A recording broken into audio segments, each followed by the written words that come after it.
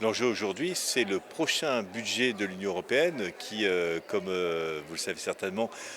s'étale sur 7 ans. Donc ça va être discuté dans les mois à venir.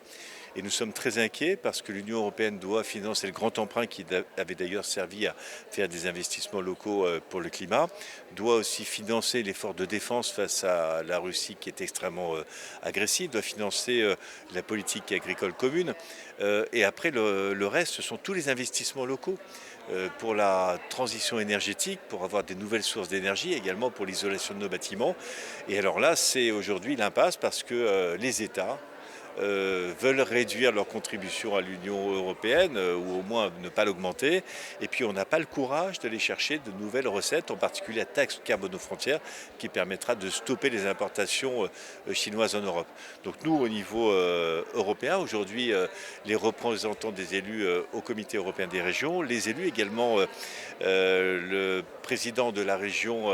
de Brême, qui est devenu le numéro 2 de l'Allemagne, qui était d'ailleurs l'ancien maire de notre ville jumelée, Andreas Bovenschulte, est venu aussi pour dire ce n'est pas possible, il faut agir, il faut que le budget européen soit à la hauteur. Et pour ceux qui enlèvent les drapeaux européens du fronton des mairies, l'extrême droite qui disent qu'il faut diminuer la contribution par 2 à l'Union européenne, c'est se tirer une balle dans le pied, parce que l'Union européenne apporte des financements importants qui permettent d'avoir une action massive groupée de tous les États européens. Et à chaque fois que l'on apporte 1 euro à l'Union européenne, c'est 2 euros qui reviennent,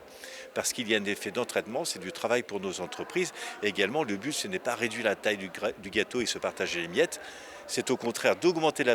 part du gâteau pour tout le monde avec l'Union européenne. Et pour cela, il faut mettre de l'argent dans un pot commun pour pouvoir après en récolter les fruits et mener au plan local des actions tout à fait indispensables pour la production d'énergie moins productrice d'énergie et également pour réduire les émissions de gaz à effet de serre qui provoquent les canicules.